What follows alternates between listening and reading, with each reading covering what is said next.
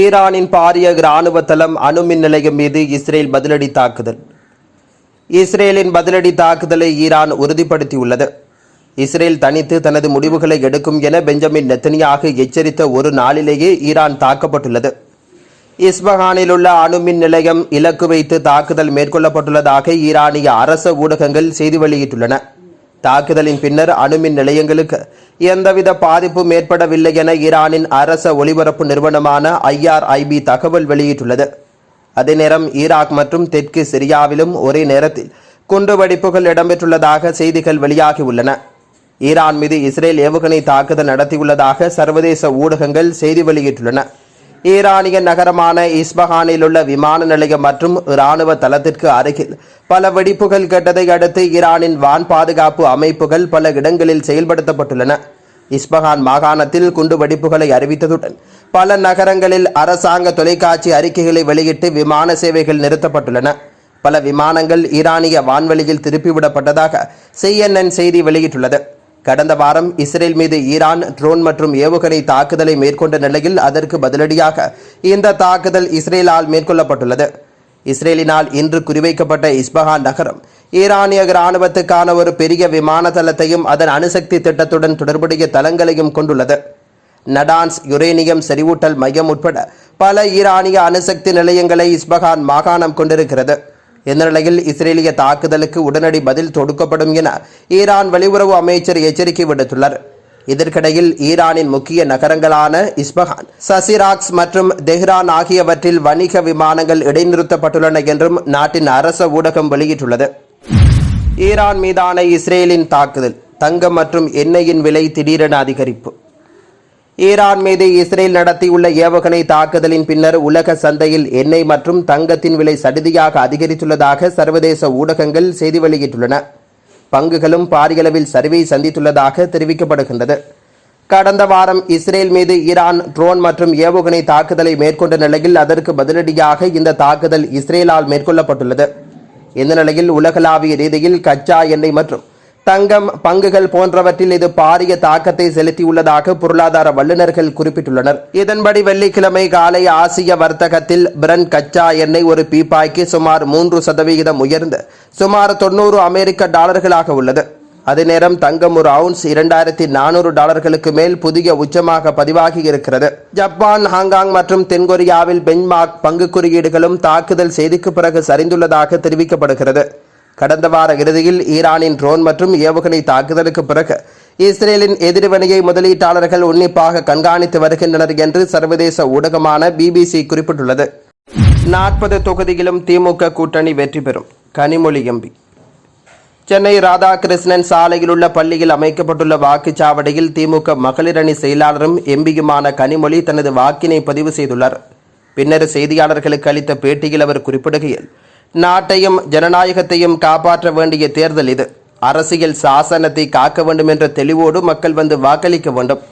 முதலமைச்சர் கூறியபடி தமிழகத்திலும் புதுச்சேரியிலும் உள்ள மொத்தமுள்ள 40 தொகுதியிலும் திமுக கூட்டணி வெற்றி பெறும். திமுக கூட்டணி எதிர்க்கும் அளவுக்கு பாஜகவினர் களத்திலேயே இல்லை என்றும் குறிப்பிட்டுள்ளார். இந்தியாவுக்கு அமெரிக்கா வழங்கியுள்ள ஆதரவு. ஐநா பாதுகாப்பு கவுன்சிலில் இந்தியாவை நிரந்தர உறுப்பினராக்க அமெரிக்கா மீண்டும் ஆதரவு தெரிவித்துள்ளது.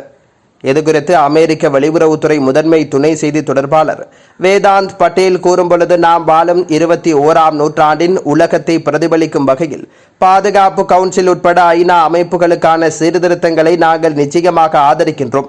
அது என்ன என்பது குறித்து என்னிடம் எந்த விவரமும் இல்லை, ஆனால் நிச்சயமாக நாங்கள் அதை அங்கீகரிக்கின்றோம் என குறிப்பிட்டுள்ளார். ஐநா பாதுகாப்பு கவுன்சில் 15 உறுப்பு நாடுகளை கொண்டுள்ளது. இதில் வீட்டோ அதிகாரம் கொண்ட 5 நிரந்தர உறுப்பினர்களான அமெரிக்கா, சீனா, இங்கிலாந்து, பிரான்ஸ், ரஷ்யா மற்றும் 2 ஆண்டுகளுக்கு தேர்ந்தெடுக்கப்பட்ட 10 நிரந்தரமற்ற உறுப்பினர்கள் உள்ளனர். ஐநா பாதுகாப்பு கவுன்சிலில் இந்தியாவை நிரந்தர உறுப்பினராக தொடர்ந்து வலியுறுத்தப்பட்டு வருகிறது. இதற்காக ஐநா பாதுகாப்பு கவுன்சிலில் சீர்திருத்தங்கள் கொண்டுவர வேண்டுமென்று இந்தியா கோரியுள்ளமை குறிப்பிடத்தக்க விடயமாகும். உங்கள் வாக்குகள் எதிர்கால தலைமுறையை தீர்மானிக்கப் போகிறது. ராகுல் காந்தி. நாடு முழுவதும் முதற்கட்டமாக 21 மாநிலங்கள் மற்றும் யூனியன் பிரதேசங்களுக்கு உட்பட்ட 102 தொகுதிகளில் வாக்குப்பதிவு தொடங்கி நடைபெற்று வருகிறது. இந்த நிலையில் உங்கள் வாக்குகள் எதிர்கால தலைமுறையை தீர்மானிக்கப் போகிறது என காங்கிரஸ் எம்பி ராகுல் காந்தி தெரிவித்துள்ளார். இது தொடர்பாக அவர் தனது எக்ஸ் தளத்தில் தெரிவித்திருப்பதாவது: இன்று முதல் கட்ட வாக்குப்பதிவு. உங்கள் வாக்குகள் ஒவ்வொன்றும் இந்திய ஜனநாயகத்தின் எதிர்காலத்தையும் வரும் தலைமுறையையும் தீர்மானிக்கப் போகிறது என்பதை நினைவில் கொள்ளுங்கள். எனவே கடந்த 10 ஆண்டுகளில் தேசத்தின் ஆன்மாவில் ஏற்பட்ட காயங்களுக்கு உங்கள் வாக்கு என்ற தைலத்தை பூசி ஜனநாயகத்தை வலுப்படுத்துங்கள். வெறுப்பை தோற்கடித்து ஒவ்வொரு மூலையிலும் அன்பின் கடையை திறக்கவும் என்றும் அவர் குறிப்பிட்டுள்ளார். கருத்து கணிப்புகள் அனைத்தும் பொய்யாகும். வாக்களித்த பின் பன்னீர்செல்வம் பேட்டி. தமிழகம் மற்றும் புதுச்சேரியில் உள்ள 40 தொகுதிகளில் நாடாளுமன்ற தேர்தலுக்கான முதற்கட்ட வாக்குப்பதிவு காலை 7 மணிக்கு தொடங்கி நடைபெற்று வருகிறது. அரசியல் தலைவர்கள், நடிகர்கள், பொதுமக்கள் என அனைவரும் காலையிலிருந்தே தங்களது ஜனநாயக கடமையை ஆற்றி வருகின்றனர். பதற்றமான வாக்குச்சாவடிகளில் 3 அடுக்கு பாதுகாப்பு போடப்பட்டிருக்கின்றது. இந்த நிலையில் தேனி மாவட்டம் பெரியகுளம் பகுதியில் உள்ள வாக்குச்சாவடியில் முன்னாள் முதலமைச்சரும் ராமநாதபுரம் மக்களவை தொகுதி வேட்பாளருமான பன்னீர்செல்வம் தனது வாக்கினை செலுத்தியுள்ளார். அதன் பின்னர் செய்தியாளர்களை சந்தித்தவர் குறிப்பிடுகையில், நாடாளுமன்ற தேர்தல் இன்று நடைபெற்றுக் கொண்டிருக்கின்றது.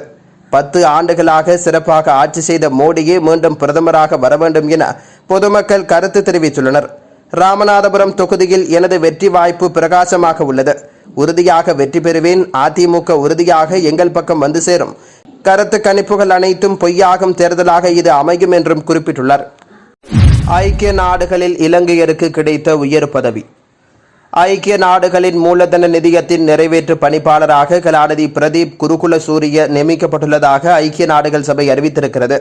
கலாநிதி பிரதீப் குருகுலசூரிய 2006இல் ஐக்கிய நாடுகளின் அபிவிருத்தி நிதியத்தில் இணைந்து பணியாற்றி வருகின்றார். அத்துடன் அவர் உலக வங்கியுடன், இலங்கையில் உள்ள அரசு சார்பற்ற நிறுவனங்களுடன் இணைந்து பணியாற்றியுள்ளார். இலங்கையின் பொருளாதார நிபுணர் குருகுலசூரிய அமெரிக்காவின் ஏல் பல்கலைக்கழகத்தில் முனைவர் பட்டம் பெற்றுள்ளார். ஐக்கிய நாடுகளின் மூலதன நிதியத்தில் இணைவதற்கு முன்னர் கலாநிதி குருகுலசூரிய சுற்றுச்சூழல் நிதிக்கான ஐக்கிய நாடுகளின் மேம்பாட்டு நிதியத்தின் நிர்வாக ஒருங்கிணைப்பாளராக இருந்ததாகவும், அங்கு அவர் 140 நாடுகளில் இயற்கை காலநிலை மற்றும் எரிசக்தி நிதியை மேற்பார்வையிட்டார் எனவும் தெரிவிக்கப்படுகிறது. நல்லவர்களுக்கு வாக்களியுங்கள். வாக்களித்த பின் அண்ணாமலை பேட்டி.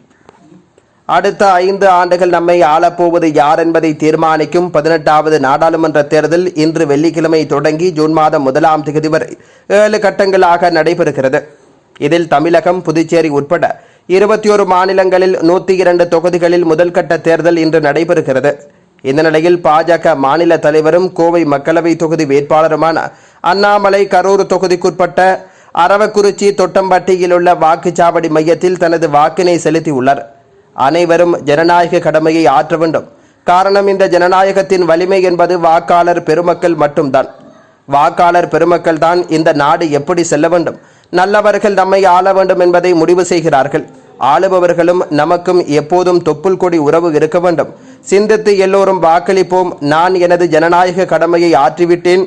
தமிழகத்தில் உள்ள அனைத்து அன்பு செல்வங்களுக்கும் வேண்டுகோள், எங்கிருந்தாலும் மாலை 7 மணிக்குள் வாக்களியுங்கள். நல்ல ஒரு ஆட்சி அமைய உதவுங்கள். நல்லவர்களுக்கு வாக்களியுங்கள். பெரிய மாற்றத்தை கொண்டு வாருங்கள் என்று குறிப்பிட்டுள்ளார்.